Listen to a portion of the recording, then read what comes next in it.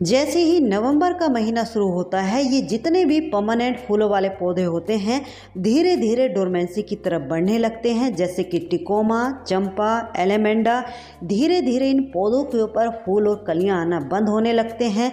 पत्तियां पीली होकर मुरझा करके गिरने लगती हैं और कुछ कुछ ब्रांचें भी सूखने लगती हैं, यानी कि पौधों की जो रंगत है वो जाने लगती है। आप लोग मेरे इन गुलहड़ के पौधों को देखिए, इनमें कितने अच्छे से अभी भी फूल आ रहे हैं और फूलों का साइज देखिए, कितने बड़े बड़े फूल आ रहे हैं। और पौधे भी देख लीजिए, पौधे कितने लस ग्रीन और हेल्दी बने हुए हैं। एक भी पत्ती पौधे के ऊपर पीली आपको नजर नहीं आएगी। और कलियां देखिए किस तरीके से लगातार कलियां भी बनती जा रही हैं, क्योंकि देखिए ये जो हाइब्रिड गुलहड़ होते हैं ये बहुत ही थोड़े से समय के लिए डोरमेंसी में जाते हैं। विंटर में यानी कि दिसंबर के एंड में जब बहुत ज़्यादा टेम्परेचर डाउन हो जाता है, फॉग वगैरह पड़ने लगती है, उस टाइम पर इनके ऊपर फूल आना थोड़े से कम हो जाते हैं। फूलों का जो साइज है वो थोड़ा सा छोटा हो जाता है। हालांकि फूल उस टाइम पर भी आते रहते हैं, लेकिन टेम्परेचर बहुत ज़्यादा डाउन होने की वजह से बिल्कुल ग्रोथ रुक जाती है।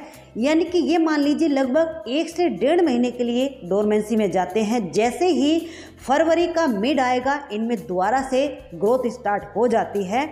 लेकिन जैसे कि अब नवंबर स्टार्ट हो गया है, धीरे धीरे ठंड बढ़ने लगेगी, तो इस टाइम पर यानी कि नवंबर के महीने में हमें अपने हाइब्रिड गुलहड़ के पौधों में कौन सा खाद डालना है, जिससे कि पौधों में अभी फ्लावरिंग भी होती रहे और पौधे हमारे हेल्दी और ग्रीन बने रहे हैं। लेकिन उससे पहले आज की इस वीडियो में मैं 5 टिप्स आप लोगों को ऐसे बताने वाली हूँ। इन टिप्स को आप लोग फॉलो करोगे तो आपके पौधों में फूल भी अच्छे आएंगे, पौधों की ग्रोथ भी अच्छी होगी। तो टिप नंबर 1 ये है, देखिए इस टाइम पर आप लोग कोशिश कीजिए जितनी ज़्यादा से ज़्यादा आपके पौधों को सनलाइट मिल जाए। यानी कि जैसे कि हम समर में इनको 4 से 5 घंटे की सनलाइट में रखते हैं, इस टाइम पर आप लोग अगर हो सके तो फुल डे की सनलाइट में भी रख सकते हैं। जितनी ज़्यादा से ज़्यादा इनको धूप मिलेगी उतना ही आपके पौधों में फूल भी आएंगे और पौधे आपके हेल्दी और ग्रीन बने रहेंगे। ये बात करते हैं अब टिप नंबर 2 की। तो देखिए इस टाइम पर यानी कि ठंडियों के दिनों में हमें अपने पौधे में खाद कौन सी डालनी है जिससे कि फूल भी आते रहे और पौधा ठंड से भी बचा रहे। तो देखिए यहाँ पर मैंने लगभग 2 चम्मच या फिर 1 मुट्ठी आप लोग मान लीजिए ली है ये नीम खली। नीम खली जो होती है ये एंटी फंगल होती है, हमारे पौधों में किसी भी तरह की फंगल इन्फेक्शन को नहीं लगने देती।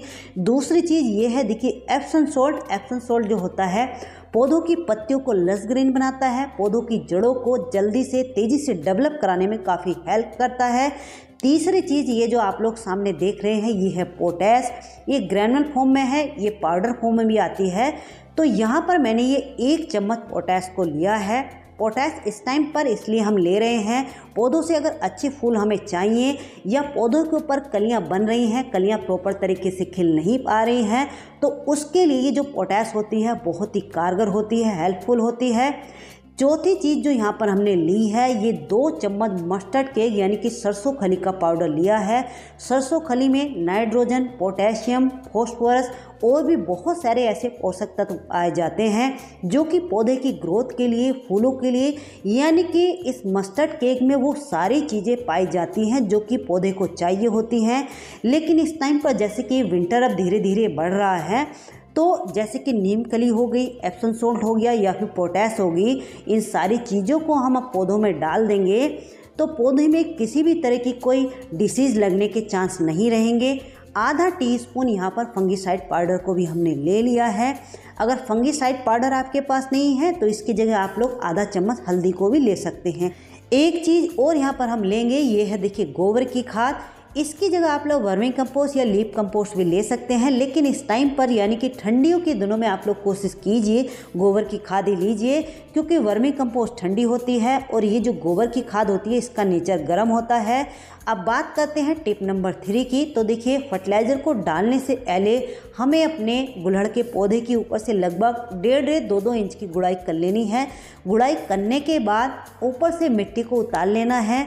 उतारने के बाद इसको 5 से 6 घंटे घंटे के लिए ऐसे ही सनलाइट में छोड़ देना है, क्योंकि इस टाइम पर बहुत ज़्यादा तेज़ धूप तो नहीं निकल रही है।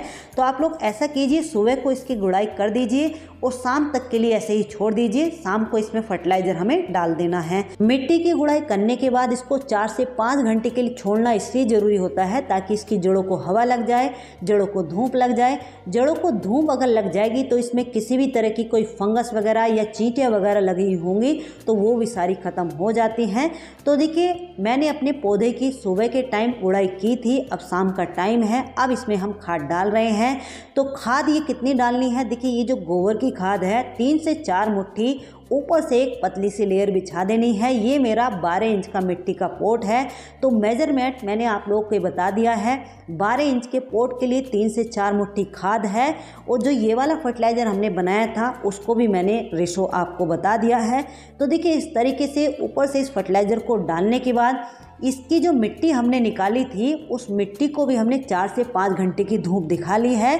धूप दिखाने के बाद ही इस मिट्टी को ऊपर से हम डाल रहे हैं, यानी कि जो फर्टिलाइज़र हमने डाला है इस फर्टिलाइज़र को इस मिट्टी से ही ऊपर से ढक देना है। फर्टिलाइज़र को देने के तुरंत बाद इसमें हमें पानी देना है। तो देखिए, यहाँ पर मैंने 5 से 6 लीटर पानी लिया है और 1 चम्मच फंगिसाइड पाउडर को मिला लिया है। वैसे फंगिसाइड पाउडर को जो सॉलिड फर्टिलाइज़र इसको हमने दिया है उसमें भी मिला लिया था, लेकिन उसमें चाहे आप लोग मिलाएं या ना मिलाएं, जो पानी इसको आप लोग दोगे तो उसमें इस फंगिसाइड पाउडर को ज़रूर मिला लीजिए। इस तरीके से घोल करके जब हम पानी को देते हैं तो ये जो फंगिसाइड पाउडर का पानी है पूरी नीचे तक यानी पूरी मिट्टी तक ही जब जाएगा तो हमारे पौधे में किसी भी तरह की कोई डिसीज या कोई बीमारी लगने के चांस नहीं रहेंगे। बात करते हैं टिप नंबर 4 की। तो देखिए, ये जो सॉलिड फर्टिलाइज़र हमने पौधों में दिया है, इनमें से अगर आपके पास कोई चीज़ नहीं है, ये फर्टिलाइज़र आपके पास नहीं है, तो इसका दूसरा विकल्प यानी कि उपाय मैं आप लोग को एक फ्री का बता देती हूँ। क्योंकि देखिए,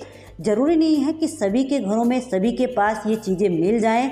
हमारे घरों से कुछ ऐसी चीज़ें होती हैं जो कि वेस्ट हो जाती हैं, उन्हीं को आप लोग अपने गार्डन में इस्तेमाल करके अपने पौधों से अच्छे फूल ले सकते हैं। तो देखिए, यहाँ पर मैंने 2 केले के छिलकों को लिया है और लगभग 1 लीटर पानी में इन केले के छिलकों को डाल दिया है। केले के छिलकों में पोटेशियम तो बहुत अच्छी मात्रा में ही होता है, इसमें बहुत सारे और भी बहुत सारे पोषक तत्व होते हैं जो कि पौधों की ग्रोथ के लिए, फूलों के लिए बहुत ही अच्छे होते हैं। एक चीज़ और आप इसमें मिला लीजिए, ये है देखिए चाय पत्ती। यहाँ पर ये मैंने 1 टीस्पून चाय पत्ती ली है। इसकी जगह आप लोग धुली हुई वॉश की हुई चाय पत्ती ले रहे हैं तो वो आप लोग 1 से 1.5 मुट्ठी ले सकते हैं।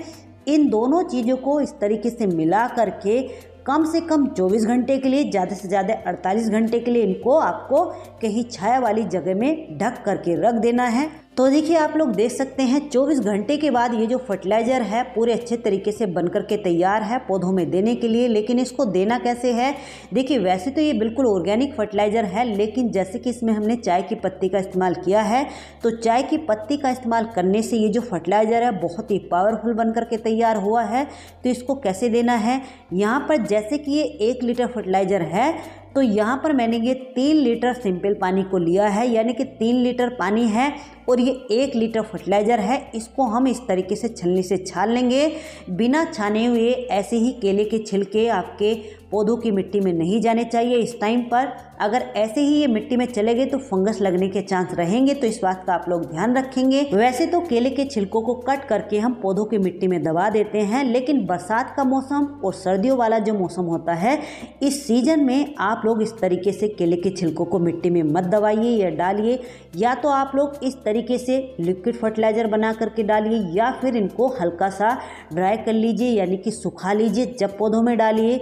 तो देखिए, ये जो फर्टिलाइज़र हमने बनाया था ये बिल्कुल ऑर्गेनिक है। तो लगभग ये मेरे 12-12 इंच के पॉट हैं तो 1-1 लीटर इनमें फर्टिलाइज़र ये आ गया है। तो इस तरीके से इसको दे देना है और ये जो फर्टिलाइज़र है आपको 10 दिन में 12 दिन में एक बार रिपीट करते रहना है। अब बात करते हैं टिप नंबर 5 की, जो कि सबसे ज़्यादा इम्पोर्टेंट होता है और इसी को लोग इग्नोर कर देते हैं, जिसकी वजह से उनके कुल्हड़ के पौधों में या तो मिलिंग बग या फिर पेस्ट अटैक होता है और पौधे खराब होने लगते हैं।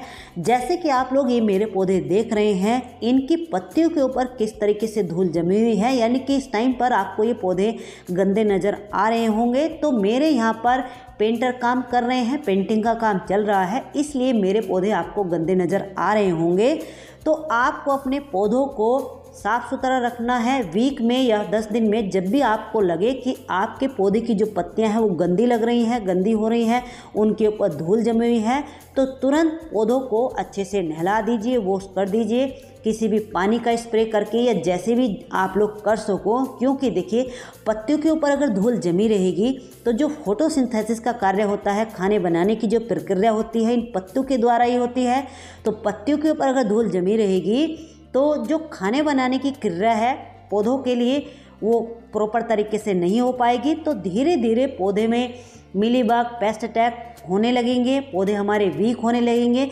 तो इसलिए इस बात का आप लोग ध्यान रखेंगे। ये बहुत ही इंपॉर्टेंट टिप होता है। समय समय पे 8 दिन में, 10 दिन में जब भी आपको ऐसा लगे कि पौधे की पत्तियां गंदी हो रही हैं, उनको अच्छे से वॉश कर दीजिए। जैसे अब विंटर शुरू हो गया है तो विंटर में आप लोग अर्ली मॉर्निंग यानी कि सुबह के टाइम कर दीजिए, तो दोपहर तक यानी कि पूरे दिन में पौधों की पत्तियों के ऊपर जो पानी रहेगा वो अच्छे से सूख जाएगा।